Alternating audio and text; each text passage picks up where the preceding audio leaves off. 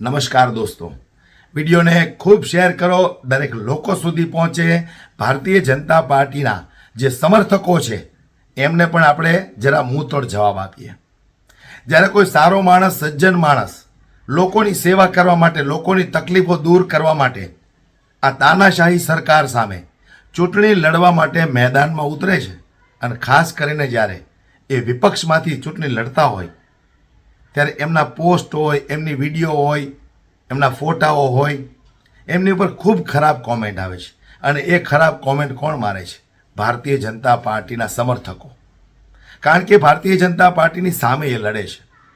આજે જો એ જ વ્યક્તિ ભારતીય જનતા પાર્ટીમાં રહી અને ભારતીય જનતા પાર્ટીમાંથી ચૂંટણી લડતો હોય અને પછી ભલે ને એ વ્યક્તિ બુટલેગર હોય, ખનીજ માફિયા હોય, તોડબાજ હોય, ગમે એવા 2 નંબરના ધંધાઓ કરતો હોય, તો ભારતીય જનતા પાર્ટીનો કોઈ પણ સમર્થક એના વિડીયો, પોસ્ટ કે ફોટા ઉપર ખરાબ કોમેન્ટ નહીં કરે. કારણ કે ગુલામ બનેલા છે, સહન કરવાની આદત પડી ગઈ છે. પણ જ્યારે વિપક્ષમાં રહીને કોઈ ભારતીય જનતા પાર્ટીની સામે ચૂંટણી લડે તો ખૂબ ખરાબ કોમેન્ટો કરે, એમના સંસ્કારો બતાવે.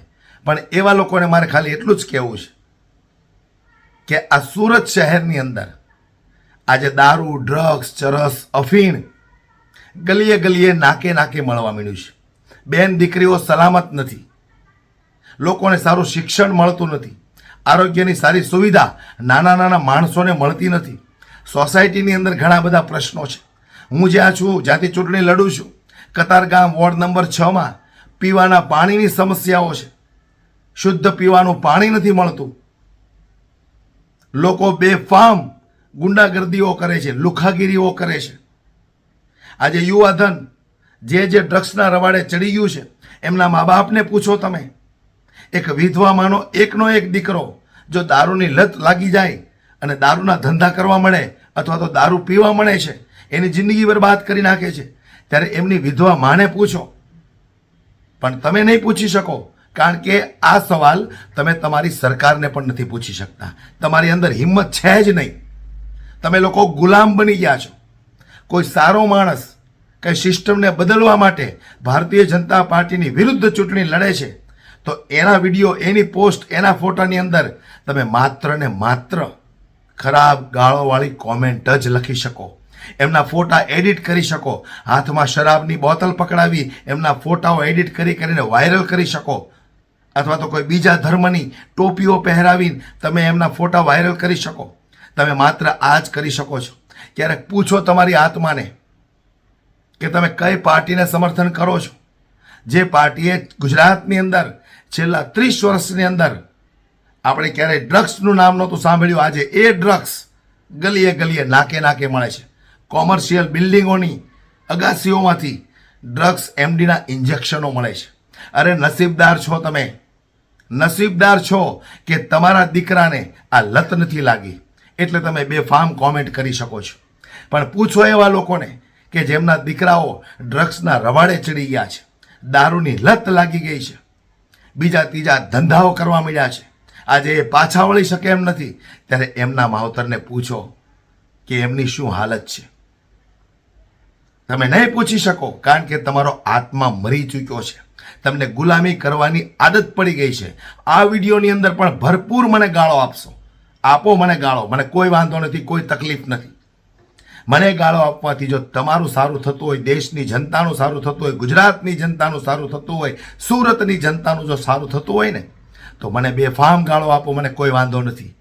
પણ તમારી ગાળોથી સુરતની જનતાનું, ગુજરાતની જનતાનું સારું નથી થવાનું. સારું થશે જ્યારે તમે લોકો સિસ્ટમ સામે અવાજ ઉઠાવતા શીખશો ને ત્યારે. પણ તમે નહીં ઉઠાવી શકો, કારણ કે ત્યાં તમે જો અવાજ ઉઠાવો ને તો વાહ ફાડી નાખે તમારા. એટલા માટે તમે ગુલામ બની ગયા છો. કોઈ વિપક્ષમાંથી સારો અને સજ્જન માણસ લોકોની સેવા કરવા માટે ચૂંટણી લડે છે ભારતીય જનતા પાર્ટીની સામે, તો બેફામ તમે ગાળો લખો છો. તમારી આત્માને તમે પૂછો કે તમે કોનો સાથ આપો છો, શા માટે આપો છો, જેમણે આ ગુજરાતની આવી હાલત કરી છે. આજે લોકો પાસે કામ ધંધાઓ નથી, રોજગાર નથી, લોકો બેરોજગાર ફરે છે. સુરતનો કહેવાતો આટલો મોટો ડાયમંડનો ઉદ્યોગ, આજે જુઓ તમે ડાયમંડ ઉદ્યોગની શું હાલત છે, કાપડ ઉદ્યોગની શું હાલત છે. મોટા મોટા વેપારીઓની કમર તોડી નાખી છે આ જીએસટીના મારે. પૂછો એમને તમે કયા મોઢે ભારતીય જનતા પાર્ટીના વખાણ કરો છો? કયા મોઢે તમે અમને ગાળો આપો છો? તમારી અંદર તાકાત નથી હર્ષ સંઘવીને સવાલ પૂછવાની, તમારી અંદર તાકાત નથી ગૃહમંત્રીને સવાલ પૂછવાની. અરે મંત્રીઓ તો દૂરની વાત છે, તમારી અંદર એ પણ તાકાત નથી કે તમારા વિસ્તારના ધારાસભ્ય કે કોર્પોરેટરને પણ તમે સવાલ કરી શકો. એટલા ડરપોક છો, કાયર છો. એટલા માટે તમે કોઈ સારો માણસ ભારતીય જનતા પાર્ટીની સામે ચૂંટણી લડવા માટે મેદાનમાં ઉતરે છે, લોકોની સેવા કરવા માટે, લોકો સાથે અન્યાય થતો હોય એને અટકાવવા માટે, લોકોના હક અને અધિકાર અપાવવા માટે ભારતીય જનતા પાર્ટીની સામે જે લડે છે ને એને તમે કોમેન્ટની અંદર બેફામ ગાળો આપો છો. કોઈ તકલીફ નથી અમને, અમે લોકોની સેવા કરવા માટે મેદાનમાં ઉતર્યા છીએ. તમારી ગાળોથી અમે થોડા પાછા વળી જવાના છે. આ ભારતીય જનતા પાર્ટીની તાનાશાહી સામે અમે ઝૂક્યા નથી. તો તમારી 5-25 રોજની ગાળોથી થોડો અમને કંઈ ફરક પડવાનો છે, પણ તમારી આત્માને તમે પૂછજો કે આ ગુજરાતની આવી હાલત થઈ ગઈ છે અને છતાંય આપણે ભારતીય જનતા પાર્ટીના વખાણ કરીએ છીએ. કરો, કોઈ વાંધો નથી. અલગ અલગ પાર્ટીને પ્રેમ કરવો સૌનો અધિકાર છે, પણ તમારી અંદર એ તાકાત નથી કે તમારી સિસ્ટમ જે ખરાબ થઈ ચૂકી છે, ગુજરાતની સિસ્ટમ જે ખરાબ થઈ ચૂકી છે અને સત્તામાં બેઠેલા તમારા લોકપ્રિય નેતાઓને તમે એક સવાલ નથી કરી શકતા. ક્યારેક અરીસાની સામે તમારું મોઢું જોઈને અને પૂછજો તમારી આત્માને કે શા માટે આપણે આ સત્તાધીશોને સવાલ નથી કરી શકતા, શા માટે આપણે ગુલામ બનીને બેઠા છે. તમને જવાબ નહીં મળે, કારણ કે તમે ગુલામીની એ હદ સુધી પહોંચી ગયા છો કે ત્યાંથી તમે પાછા નથી વળી શકો એમ.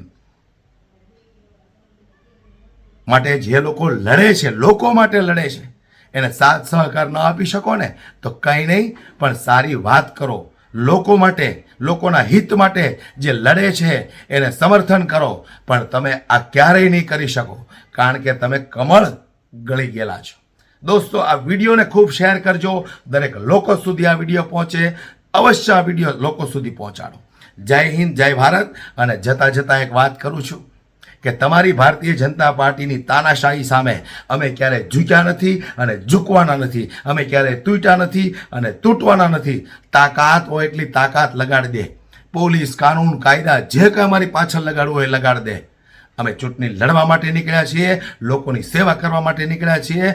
આ મેદાનની અંદર જ્યારે ઉતર્યા છીએ ત્યારે પાછી પાની કરવાની નથી થતી. જય હિન્દ, જય ભારત.